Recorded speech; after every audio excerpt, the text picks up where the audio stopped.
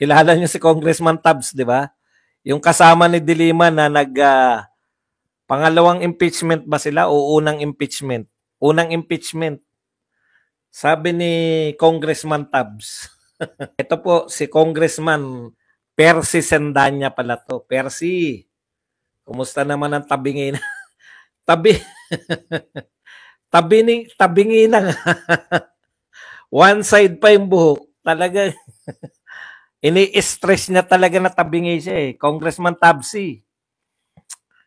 Ito po ang sabi ni Congressman Tabsi.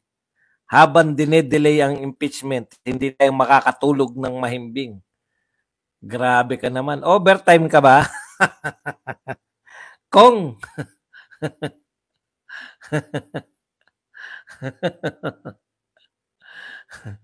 Overtime ka ba, Kong? Habang dinidelay natin impeachment, mas lalo tayong hindi makakatulog na mahimbing. Imagine you have a vice president with a heartbeat away from presidency, vice president that has abused power. Alam mo kung okay sana yung sinasabi niyo eh. No? Kung marami kayong inimbestigahan, hindi lang po yung vice president. Ang dami pong problema ngayon, no? Naglalabasan na po yung problema natin ngayon. No? Kayo, vice president pa rin po. Nagsampa ka na, di ba? Nagsampa na kayo na impeachment. Ano pa bang gusto nyong gawin? Ngayon, hindi ka makatulog. Kung, wag ka kasing nag-extend ka ba ng oras, Kung, kaya hindi ka makatulog? Yan bang pagiging tabingi mo, produkto yan ng pag-extend mo ng oras?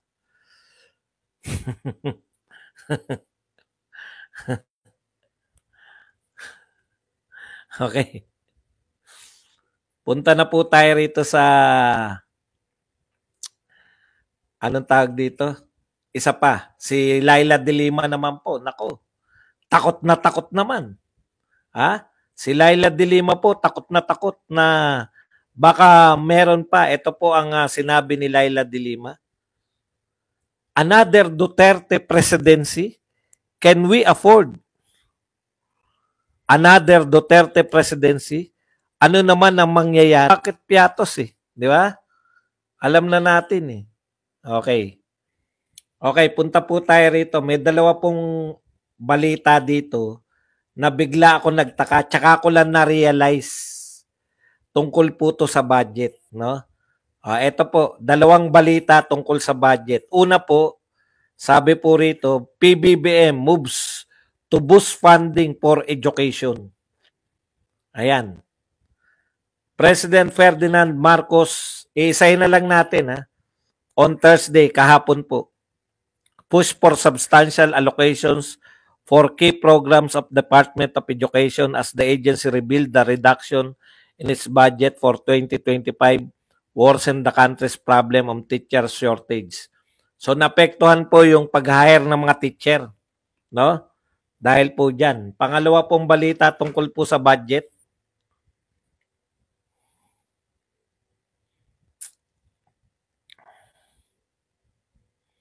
Ito pong sabi po ni PBBM wants funds for key infrastructure projects back amid DPWH. So gusto niya pong mabalik yung tinanggal na budget sa DPWH. Di po ba, Mr. President, mawalang galang na nga po, no? Hindi po ba pinirmahan nyo na yung budget? Bakit nagsasalita ka ngayon na gusto mong mabalik yung kinaltas na budget sa DepEd? Ni-review nyo pa ng matagal, dinelay nyo pa. Tapos in-announce po ni E.S. Bersamin na dahil nakinig kami sa inyong mga budget, dahil narinig kami. Kaya ito po ang naging resulta sa pakikinig namin. Hindi po, ang yabang nyo pa nung pinirmahan nyo yung budget eh. Tapos ngayon, tapos na po yung budget. No? Mr. President, bigla ko na-realize, kaya siya nagsalita ng ganito, may mga press release na pinag-aaralan nilang yung budget ng DepEd tsaka yung DPWH. Matagal nang sinasabi ni Magno, Cielo Magno, na yung budget po ng DPWH, flood control, tsaka yung mga buildings, multipurpose buildings. Ang hinahanap ni Magno, bakit nawala na yung para sa mga big infra projects, yung support sa mga big infra projects. O, before nyong pirmahan, Mr. President, pinaalala na sa inyo yan. O, alam natin kung bakit sa nagsasalita ngayon. Kasi nagsalita yung Makati Business Club.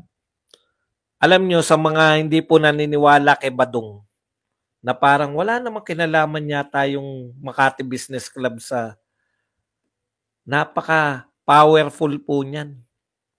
No? Mga oligarko po yan. Hindi na po nakatiis yung Makati Business Club. Ano po ang sabi ng kanilang tagapagsalita? Itong budget ng 2025 ay twisted, sinalaula para maglingkod sa political patronage.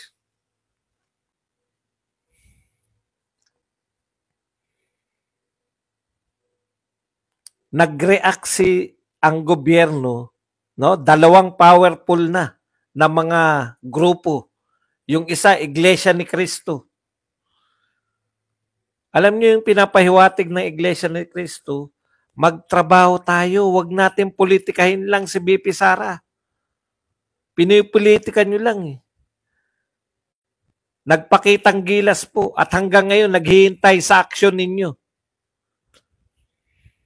Hindi lang po simpleng mapigil yung ano.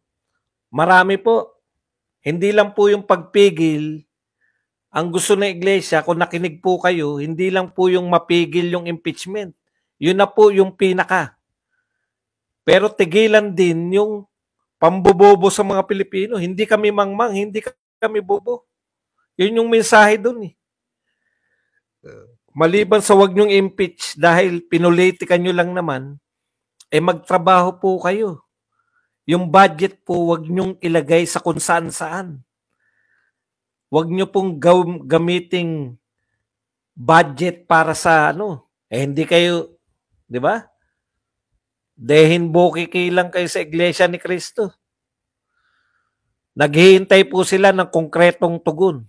Ang tinugon ninyo, tuloy ang mga investigasyon. Dadagdagan pa namin ang imbentong kwento. Sinabi ni Boying Remulla, direkta. Ano sabi ni Boying? Kahit pa nagrally yung iglesia, tuloy pa rin ang investigasyon namin. Nagdagdag pa yung kapatid eh. Iimbestigahan naman daw nila yung sindikato ng PNP. Napaliwanag na natin yan sa mga nagdaan. Pero parang wala lang sa kanila eh.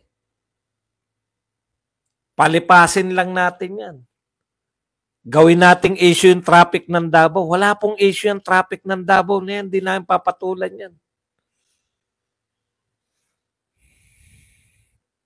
Baka makalimutan ko lang po. Isingit ko lang bago natin talakayin ulito. Yung pong kay Tatay Digong na yung EJK family. Yung mga pamilya po ng biktima di umano ng EJK. Dalawa po yung punto nila eh, no? Kaya sila nagsampa ng disbarment.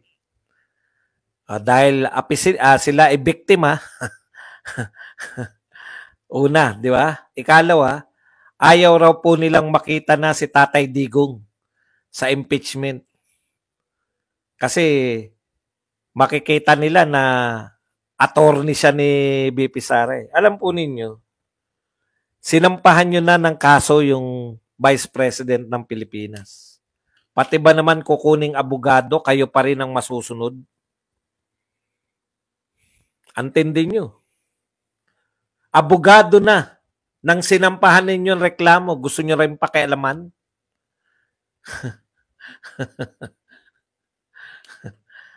Ikalawa, kayo pong pamilya ng EJK, Tanungin nyo po yung mga nakapaligid sa inyo, no? Simple lang po itanong nyo. Bakit hindi yung pagkamatay ng mga pamilya namin ang sinasampan nating reklamo? Bakit kung ano-anong reklamo yung sinasampan? Ang tagal nyo na kaming kinaray-karay. Karay-karay nyo kami kahit saan.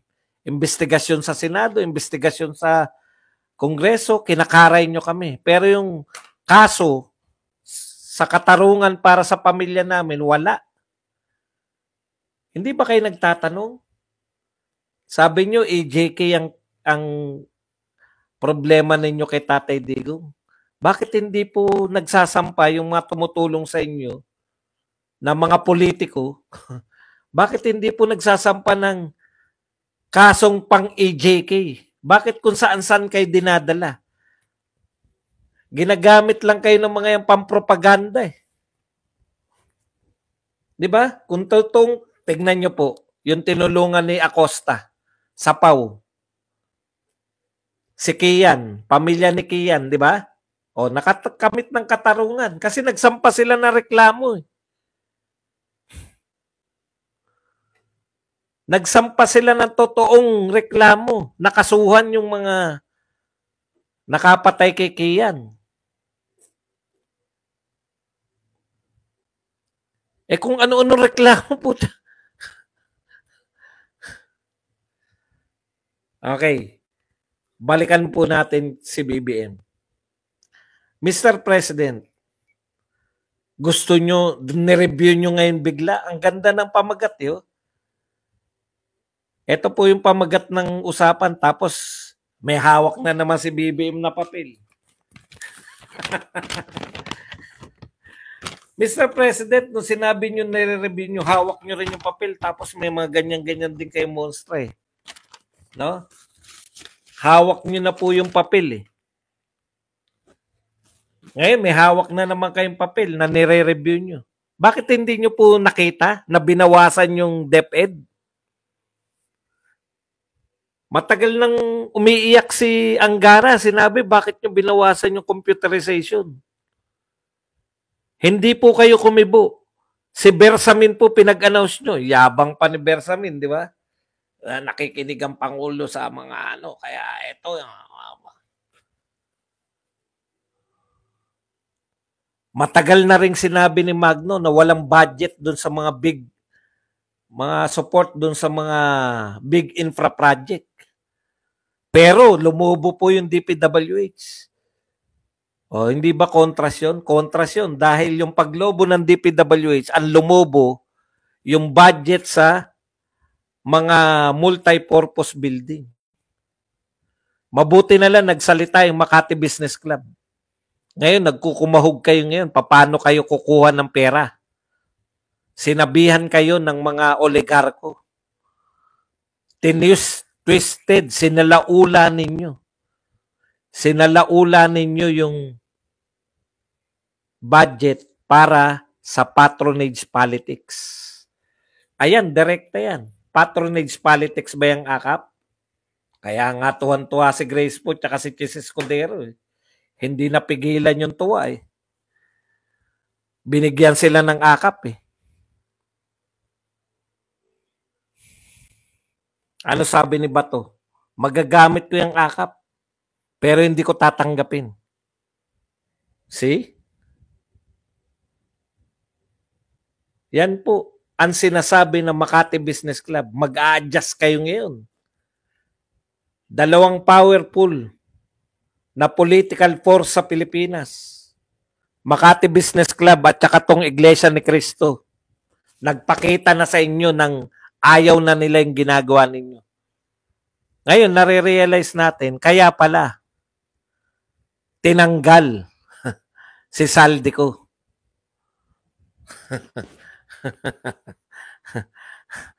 Pag-aapis to, tinanggal na namin yung may dahilan. Pucha, hindi nyo maluloko yung mga Makati Business Club.